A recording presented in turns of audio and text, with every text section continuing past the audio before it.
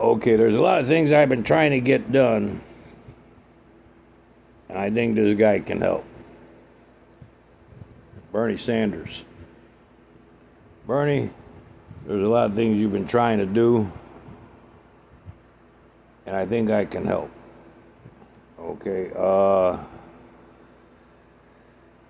Bernie, it's not, and you don't even have to talk to me, but I like to have a talk with, just have a nice sit down, and I think we get along rather well.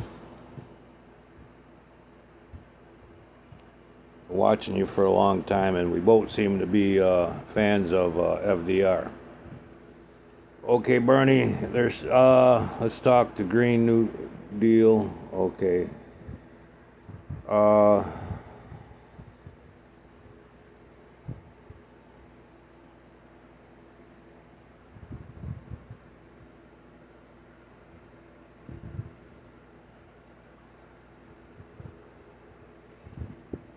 so I want to take you, Bernie.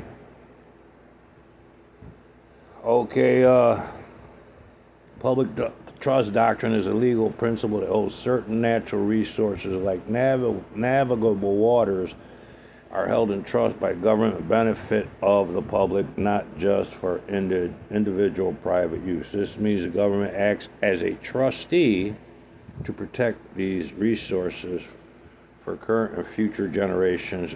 The doctrine has evolved over time, originally focused on navigable waterways, but now includes other resources like wildlife, key aspects of the public trust doctrine.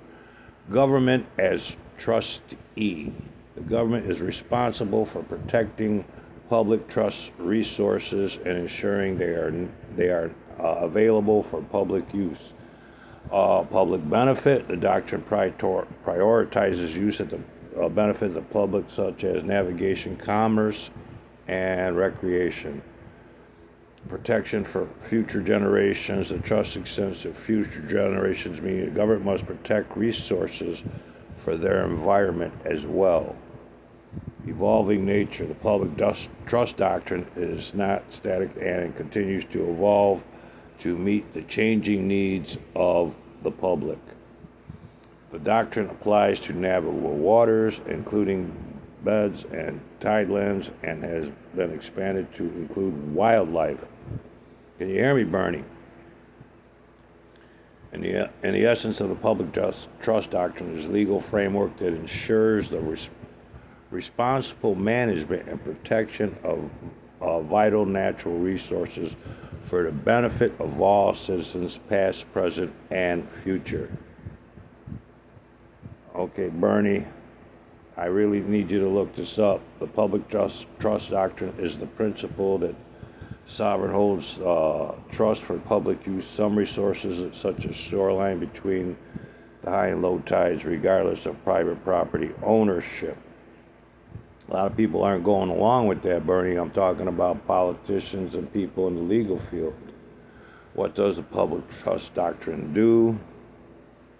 The common law public trust doctrine protects sovereign lands such as tide and submerged lands and the beds of navigable waterways for the benefit and use of enjoyment of the public.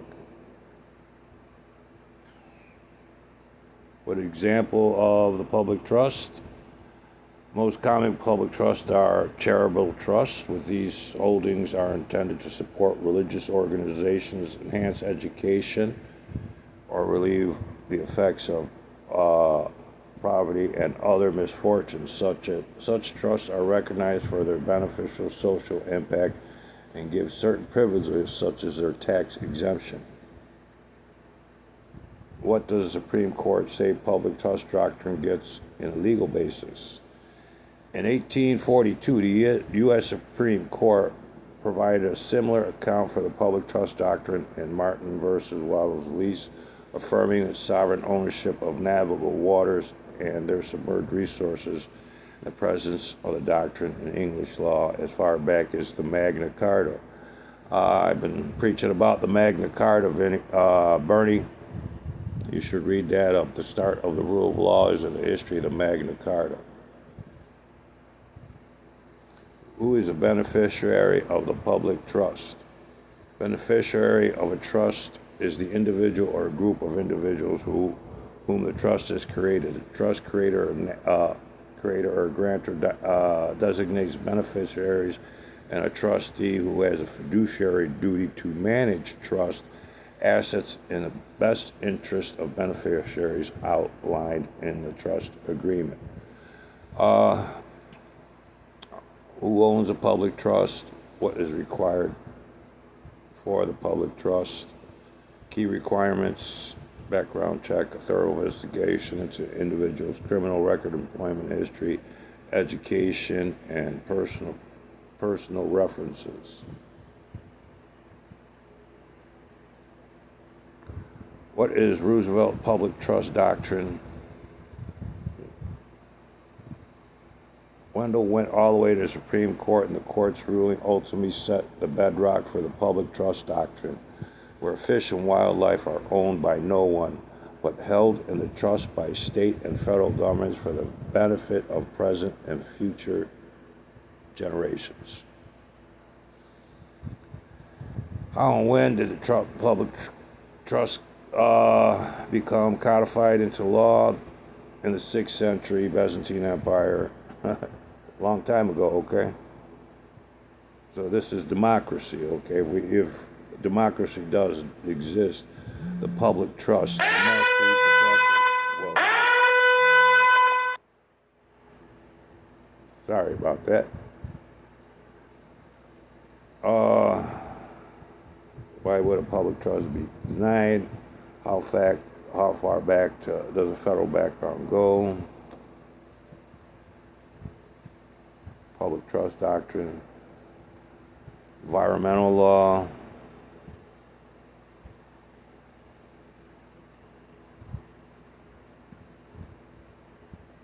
okay.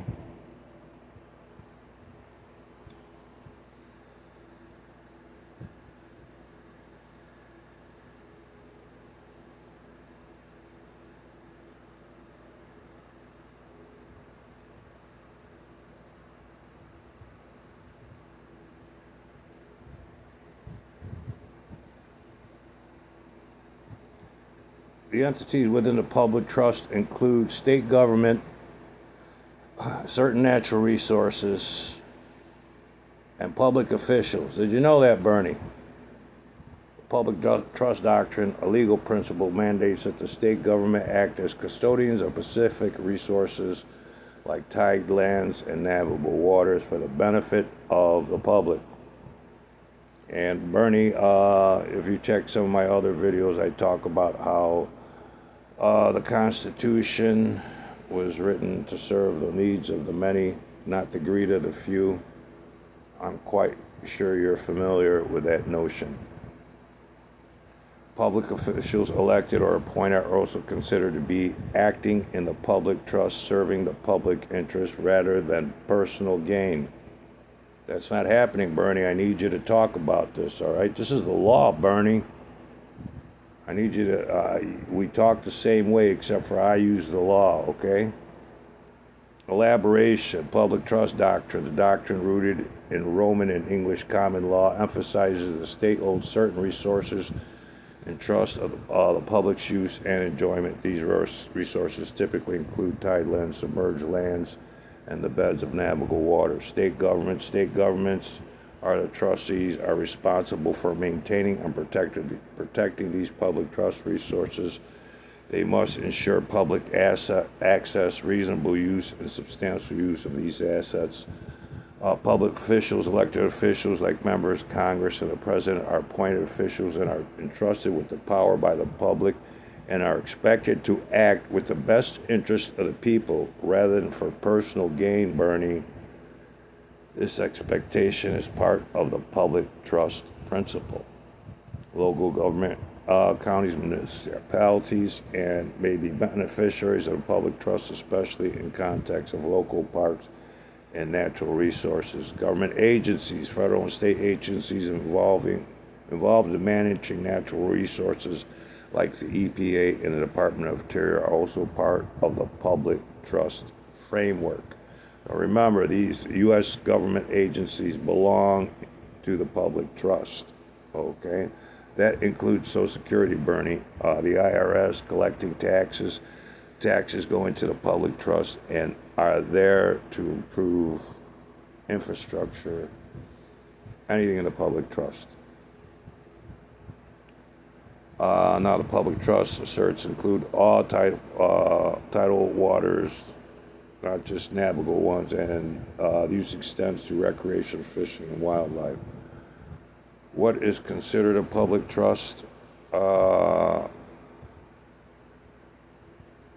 Okay, or to any property which belongs. Okay, the United States public trust is a term of art referring to any public property which belongs to the whole of the people.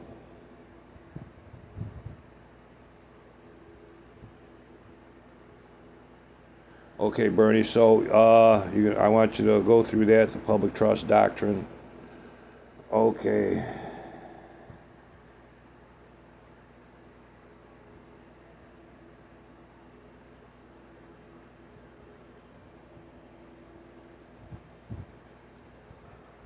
Okay, basic obligations of public service include upholding the law, acting impartially, and prioritizing public interests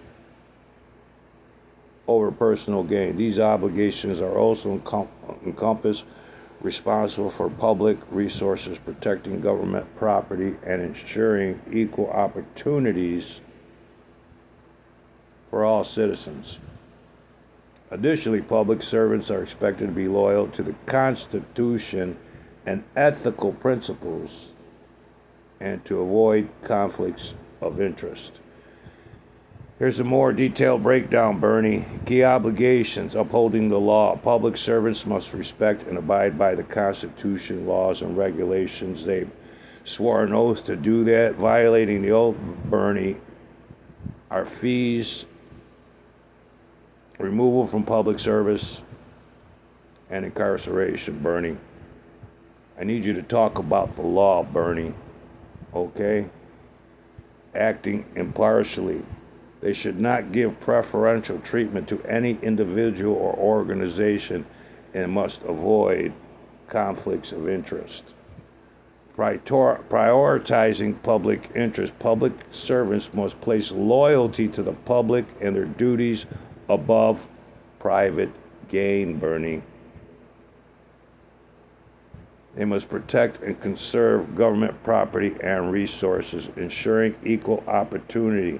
Public servants must adhere to laws and regulations that promote equal opportunities for all, regardless of race, religion, or other protected characteristics.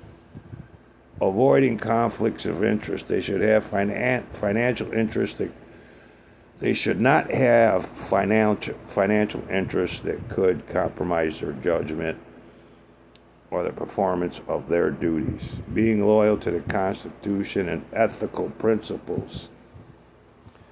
Violating the Constitution are ethical violations. Violating the oath is an ethical violation. Public servants should prioritize loyalty to Constitution, laws, and ethical principles above personal interest. Can you hear that, Bernie? I really like an answer. Maintaining transparency and accountability, Bernie. Public servants should act with transparency and be accountable for their actions. Providing effective and efficient services. They should strive to provide effective and efficient public service to the community. You know, doctors, everything in the medical system is part of the public trust, Bernie. And they are public servants.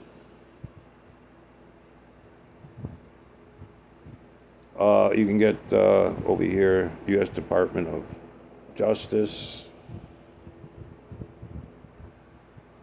the OGE, and they're in charge of ethic violations. So you get them in there with you, okay? You know, when I file, Bernie, I file no matter what agency, government agency, no matter what public service, I file violations with. I always get ignored. I've been getting ignored since the 80s. So I need somebody like you to speak up for me. When I say speak up for me, I mean speak up for we, because everything I talk about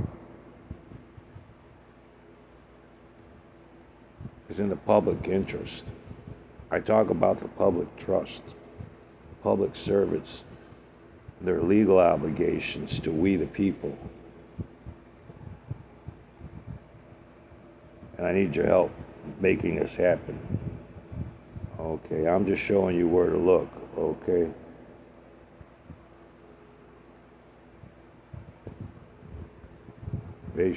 Basic obligation, public service. I need you to go through as much of this as you can, Burn. Things you're working on.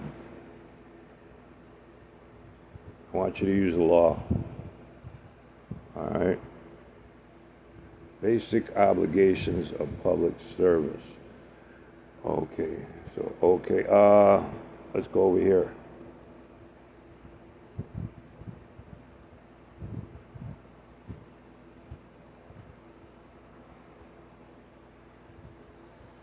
To adhere to all laws and regulations and provide equal opportunities for all Americans, regardless of race, religion, color, sex, including pregnancy, parental status, national origin, age, disability, family medical history or genetic information, political affiliation, or military service.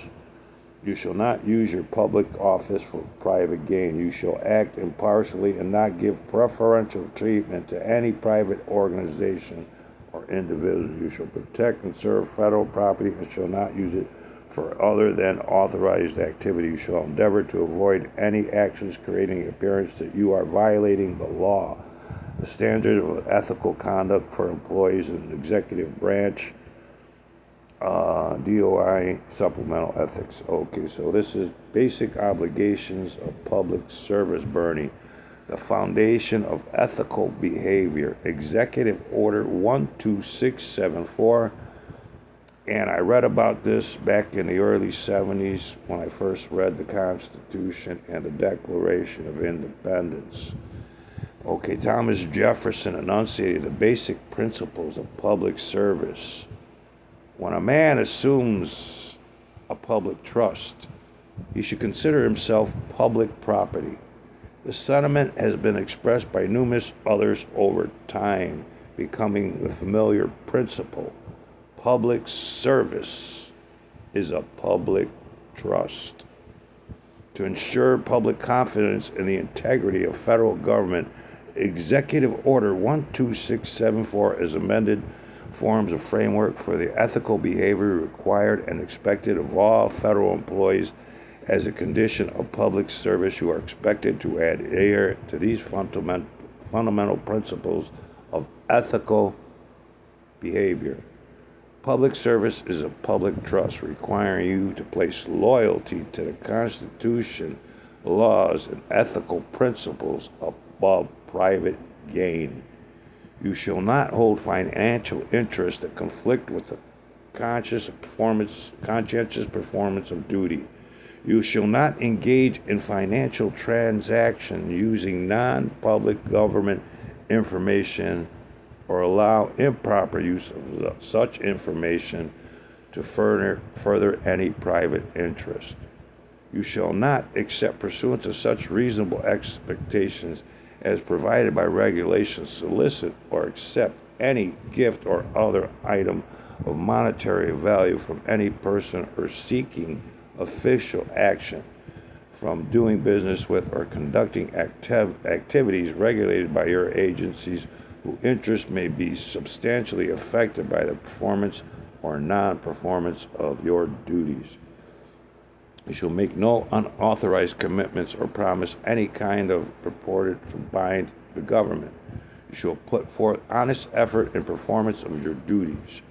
You shall not engage in outside employment or activities, including seeking or negotiating for employment that conflict with your official government duties and responsibilities. You shall disclose waste, fraud, abuse, and corruption to to appropriate authorities. You shall satisfy in good faith your obligations as citizens, including all just financial obligations, especially for those such as federal, state, and local taxes that are imposed by law. You shall adhere to all laws and regulations that provide equal opportunities for Americans regardless of race, religion, color, or sex, including pregnancy, parental status. Okay, Bernie, so I'm back to where I started. Okay, so these are the basic obligations of public service. Okay, and just one more thing.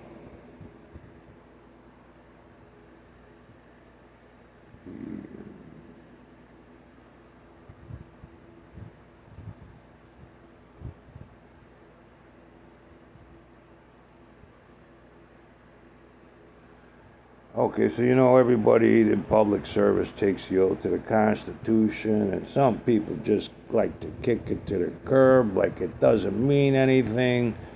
But when it comes to the Constitution,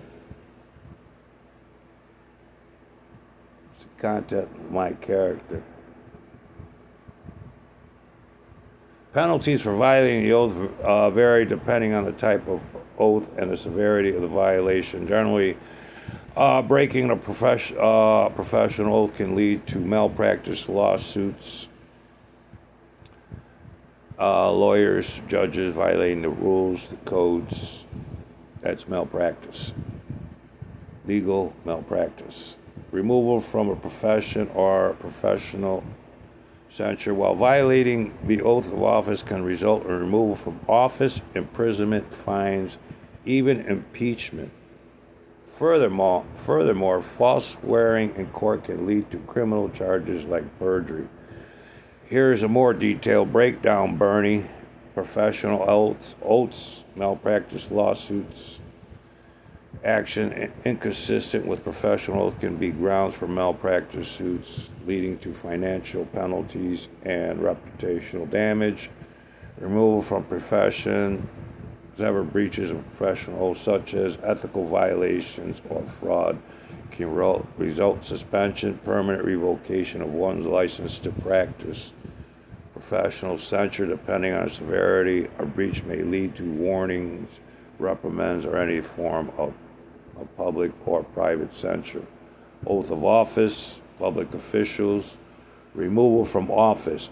A public official who violates their oath of office can remove from their position of power, Bernie.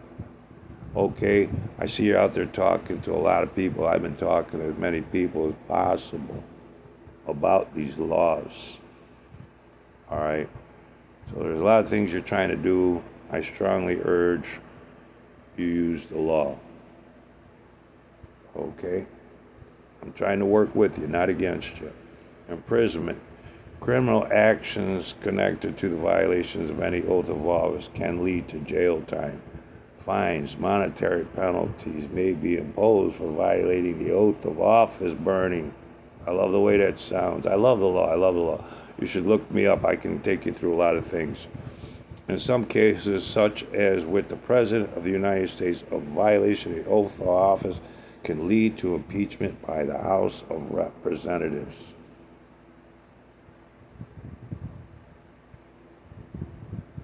Impeachment. In some cases, such as with the President of the United States, a violation of the oath of office can lead to impeachment by the House of Representatives. False swearing, criminal charge, making a false statement under oath, especially court proceedings, can lead to charges of perjury, which can be a felony. Fines and imprisonment. Perjury convictions can result in fines or imprisonment.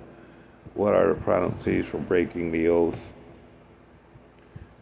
Generally, there are no actual punishments that attach for breaking a professional oath itself. Censure, expulsion, and impeachment are legal punishment for breaking the oath of office. Okay, what is the penalty for violating the oath of office?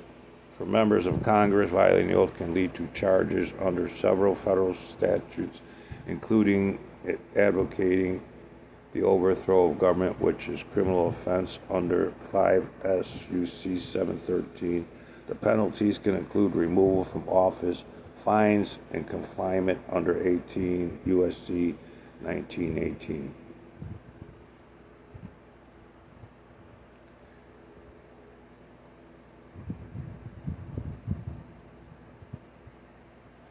See, Bernie, there's a lot you can learn. I mean, people say you can't teach an old dog new tricks. You may be up there in age, but Bernie, you've always been young at heart. I'm not that far behind you. We talk about a lot of the same things, but we have different approaches, and mine's always been the legal approach. So let's use the law, Bernie. All right? Talk to that little lady AOC about the public trust doctrine, okay? That way you can take the green out of the Green New Deal and just work on the New Deal. The green's already there in the public trust doctrine. Okay, nobody's doing it, so they're not only breaking the law, but they're violating the oath. And we're going over the repercussions of violating the oath, which is breaking the law. Is it illegal to break the oath?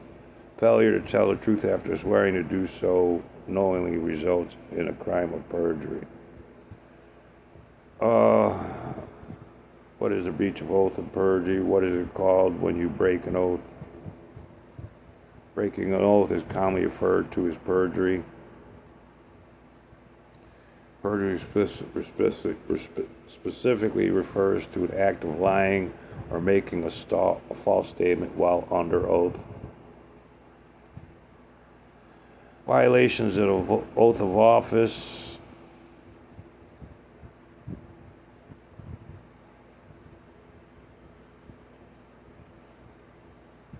Is violation of oath of office a felony?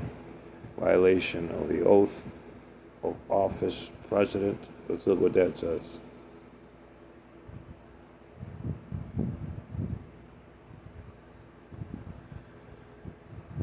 Violation of presidential oath, Constitution anointed. You shall take the following oath of affirmation. I do solemnly swear or affirm that I will fully execute the office of President of the United States and will do my best in my ability to preserve, protect, and defend the Constitution of the United States. I did a video on usurping the Constitution, and that's all I see. You can't take the oath to the Constitution and then turn around and stomp on it, kick it to the curb, usurp it.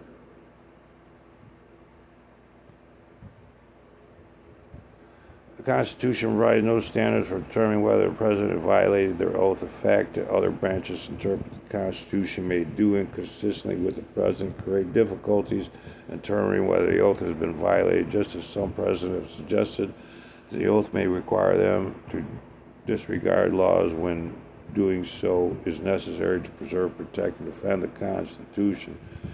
Some lawmakers have argued that the president's oath requires them to execute all laws regardless of whether the president believes them to be constitutional.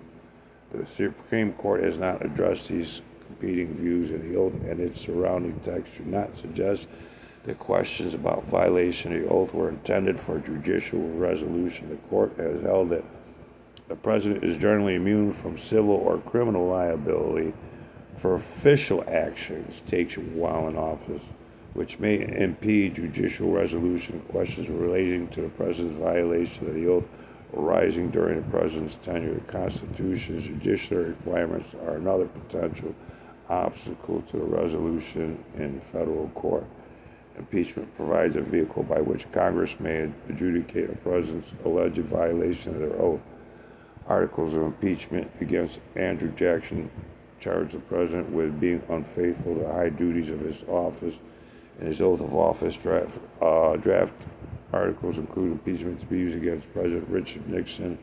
Alleged that President Nixon violated his oath through he resigned before these articles were adopted. Articles of impeachment adopted the impeachment of President Bill Clinton charged the president with violating his constitutional oath and articles of impeachment adopted, both impeaching President Donald Trump.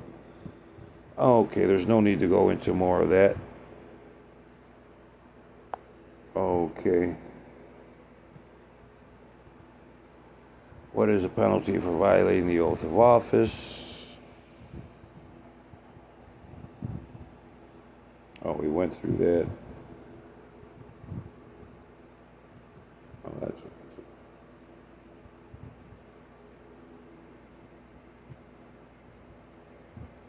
okay. I'll leave it at that for now, Bernie. All right. But there's a lot of other things I like to talk to you on, Bernie. All right. But I'm all over the internet, so you don't have to talk to me personally. I'm known as unaccompanied adult. All I talk about is the law. You know, trying to teach people how to use it. Trying to show people what due process is. I like to go over that with you, Bernie. Due process. Nothing but peace and love for you. Hey, you do what we do what we do for what's best, you know. And when it comes to the Constitution, my interpretation comes within the guidelines of the letter of the law. Abide by it word for word to the letter.